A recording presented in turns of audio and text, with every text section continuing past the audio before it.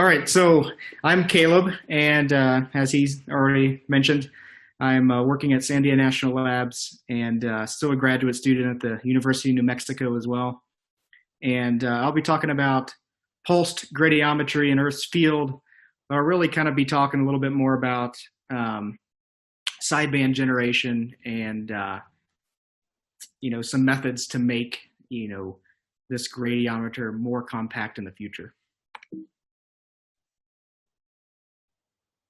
Yeah, so just a small outline, like I mentioned. I'm going to mention, the gradiometer.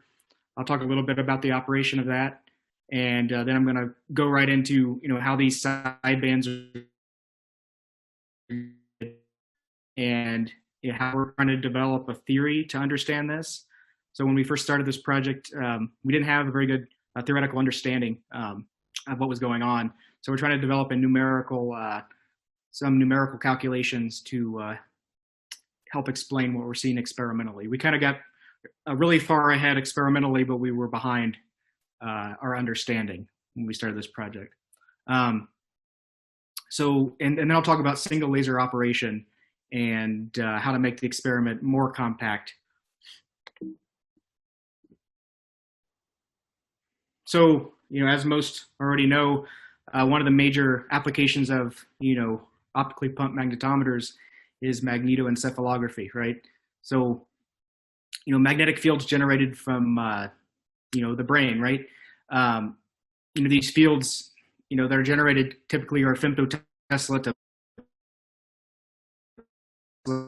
and of course very sensitive magnetometers to pick those up. And surf magnetometers are typically the most sensitive, but they require these really, magnetic mu metal shielding and field cancellation coils to work. And on the bottom left there, you can see, this is just a mu metal shield. The person would go into the shield, and then you'd have an array of magnetometers that you put next to their head, and then you could, make your measurements. But the person in the shield is isolated from, outside magnetic fields. But I guess the idea, of this project is, we want to eventually, get rid of those, shields, right? So that's why we want to make a gradiometer. It's better than a magnetometer for doing that. So first I want to talk about, the basic idea of this gradiometer that we've made and some data that we,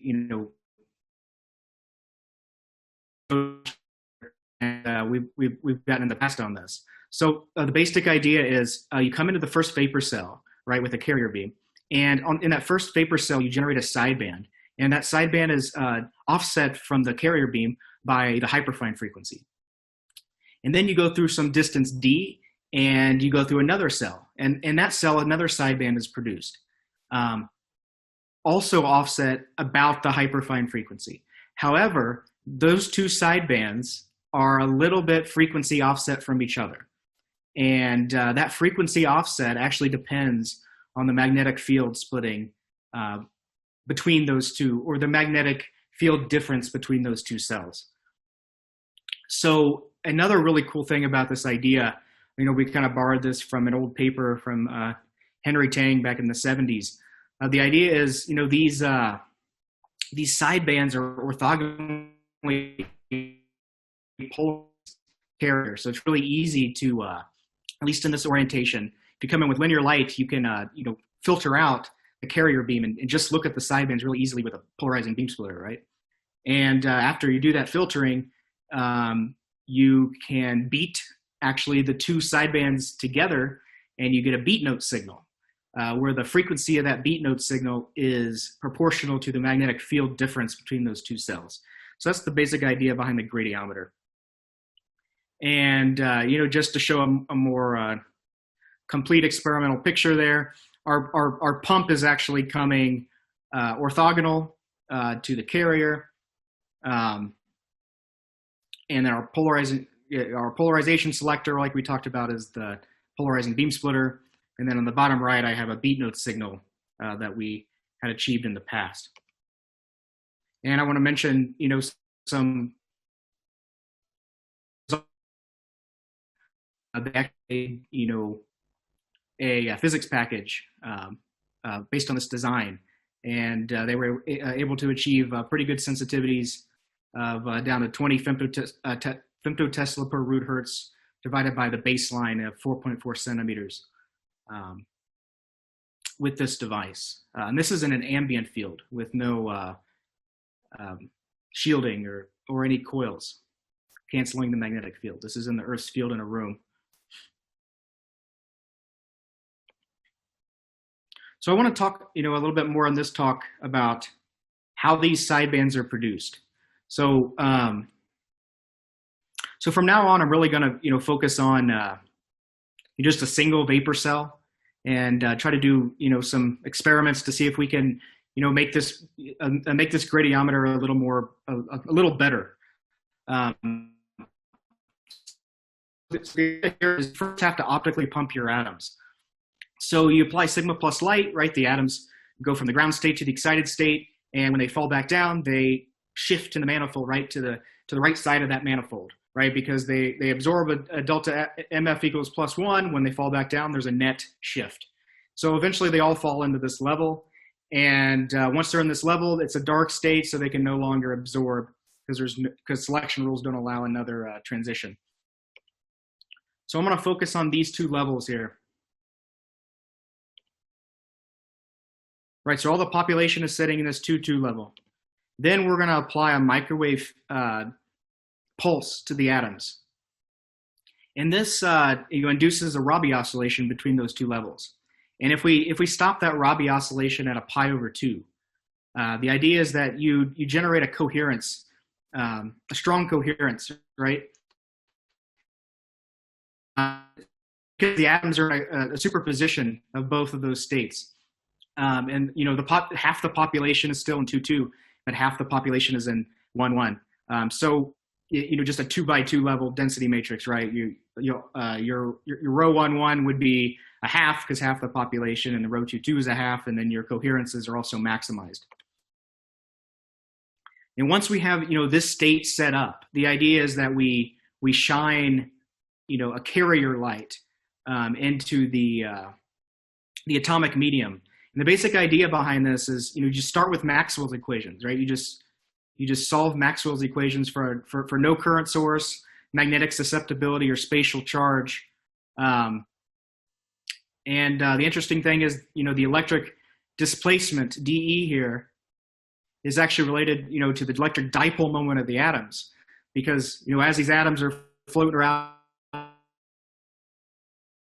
they have a net dipole moment, right? And they also have a density. So this polarization term right here you can describe as density, the number density of the atoms times this dipole moment, the average dipole moment. And in this term is where most of the physics is. So your susceptibility, your density matrix, coherences, which are being modulated at the microwave frequency, right? Because we're shining microwave frequency into the atoms to generate these sidebands. A lot of that physics is happening here, right? All your Clebsch-Gordan coefficients, right? And then once you get all that, you plug this dE back into the Maxwell equations, and you can generate or derive an equation for the propagation of the light through the material. And once you do that, the sidebands produce offset from the carrier beam by the hyperfine frequency. There's also second order sidebands as well, and they do play a part. So not just the hyperfine splitting, but double the hyperfine splitting, right? Because the sidebands themselves can also scatter into a different mode, just like the carrier beam does. So back to the experiment, right? We just have a single cell. It's pulsed. The idea is, we want to turn the pump beam on. If you look on the bottom left here, and then we turn it off, and then we apply a microwave field, and we generate our sideband. And on the bottom right, I just wanted to show, kind of what this looks like in a lab on an oscilloscope. Nothing fancy there. Just, you come in with a pi/2 pulse, and then you see this sideband signal, and it decays with some T2 time, right? The coherence decays. But what I wanted to do is, try numerical describe, I guess, what we're seeing. So this, on the left picture here is, the carrier, say it's normalized to 1. It comes into the x-axis here is the distance to the material. And as the carrier comes through the medium, some of the light, there's absorption, but also some of the light is scattered into these other modes, into these sideband modes. So in this case, you have a positive frequency sideband and a negative frequency sideband that are about the same amplitude here. And then if we zoom in on the right graph, we zoom in on these sidebands, you can see, how some of this amplitude is being scattered. But you also see a little bit of second order sideband being generated here, which is kind of interesting. So some of the light from this, from the sideband is actually scattering into the second order. And this is just a qualitative comparison.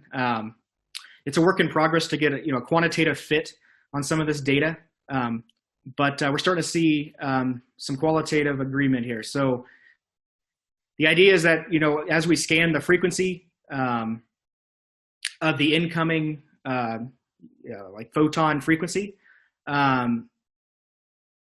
this is the sideband amplitude as we scan between f equals 2 and f equals 1 and outside those two resonances. And on the right, this is some data that we took at Sandia doing the same thing, just scanning our probe frequency or carrier frequency around those two resonances, and then look and see what the sideband amplitude is at that frequency. And the code is starting to predict some of the behavior. This data, I saw these, it would go down and then come back up right here. I thought that was maybe something I was doing incorrectly in the experiment, but actually the theory is predicting that. It comes down, right, and it comes back up outside the, far off the resonance, which is interesting. I need to think about what's causing that. So another thing I want to talk about is this, single laser setup. So the idea is, let's see if we can just get rid of, this orthogonal pump probe setup that we had previously and just have a single laser beam, right? Because you would have the number of lasers that you need. If this is going to be a commercial system, you want to have something that's simple and cheaper, right? So the idea here is that we're going to replace that 780 beam with a 795 as the pump and the probe in this case. And in this case, we actually need to use an etalon to distinguish between the carrier and the sidebands, because actually if you come in with sigma plus carrier, you actually generate your sidebands are not necessarily orthogonally polarized in that case if you go through the math. So you can't just use a beam splitter anymore to separate those out. So one way to do it is to use an etalon and focus on a frequency, right? Just tune down the etalon to a certain frequency and measure it that way. So one issue with this orientation is, let's say we want to measure a magnetic field that's orthogonal to our main magnetic field that we're applying, our bias magnetic field BC. So the ambient field is BA. So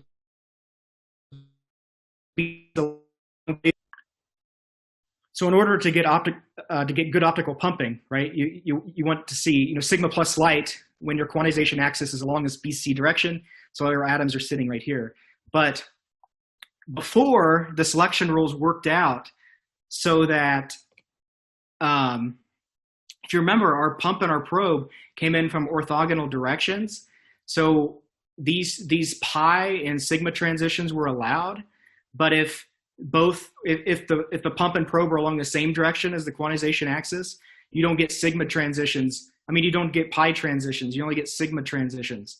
So this isn't even allowed, actually. So it's a forbidden transition.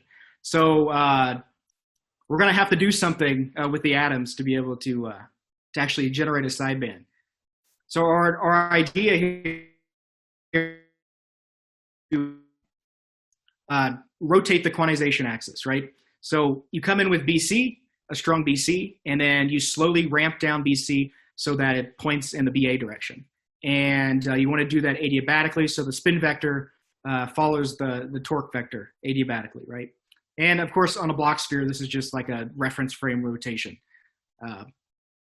If you look in the bottom left, the idea here is your pump is the green line, and the blue is your magnetic field, and your signal is the yellow. So the idea is, as soon as you turn off your pump, this is a pulsed experiment, you ramp down the magnetic field, which does this adiabatic rotation, and then you apply your pi/2 pulse to generate your sidebands. And the idea is that the selection rules work out in this case. So you can actually pump all the atoms to the end state and generate a sideband and get those pi transitions afterward, because your quantization axis is rotated from where it was previously. So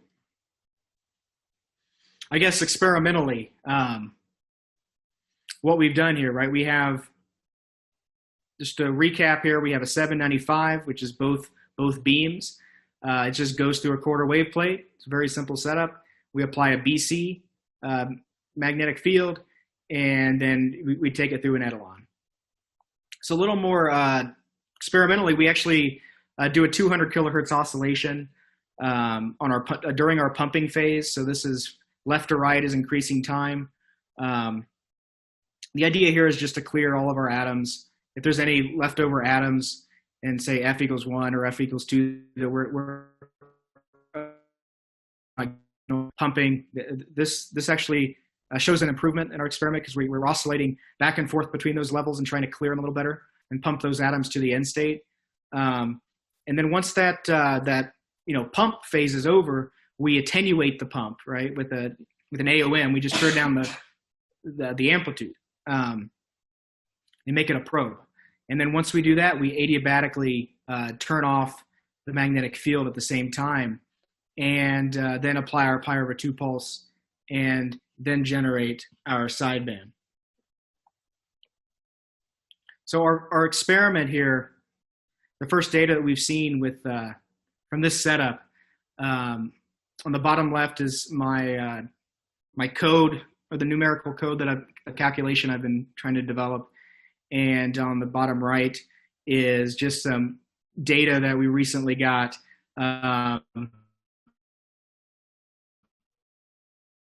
Amplitude with respect to frequency as you scan between F equals 1 and F equals 2 resonances. And these are the sideband amplitudes after they come through the etalon. And it seems to be working as we expect. So I guess the next step here is to put in another vapor cell and generate a beat note, right? And maybe take noise measurements. So I guess in recap, what we talked about in this talk, I mentioned gradiometry a little bit. I mean, that's the real focus of this project. But this talk, I just wanted to mention, how these sidebands are generated, because I've been focusing on that recently, and talk a little bit about selection rules and quantization axis rotation method that we used, and talk about the single laser operation that we've been working on to make our experiment compact and cheap. And that's it. I have been working with Vishal Shah at QSpin.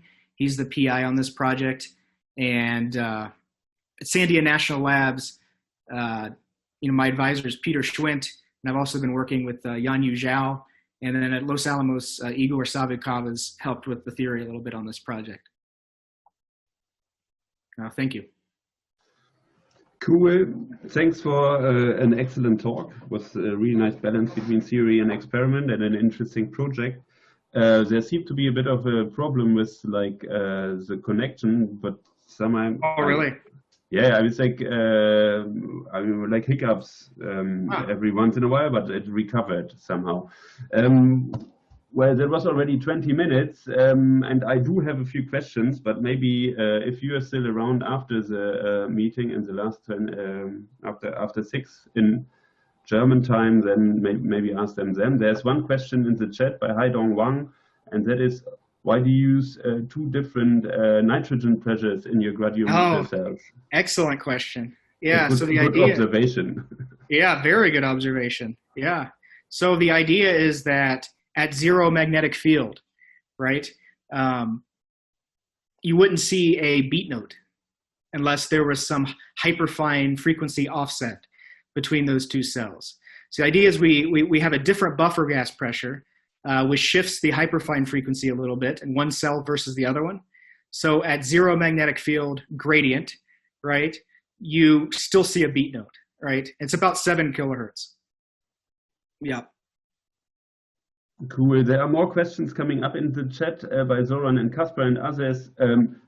If it is all right with you guys, could you like do that in private chat, because we are already running over time and I'm just trying to keep all the different time zones together. And I'm Kaleb is going to be around for a bit later after the whole meeting. If that's okay, Yongi and Kasper and Zoran. Okay. Okay, let's just do it like this. Let's thank Kaleb again.